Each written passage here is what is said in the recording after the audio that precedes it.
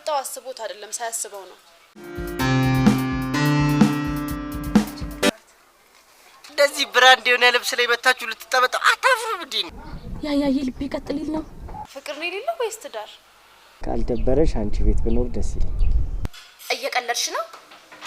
አይናደድብኝም አከበርኩት እንጂ አልናኩትም ያለውን ነገር ቅምቅም አድርገሽ ላጥ ነው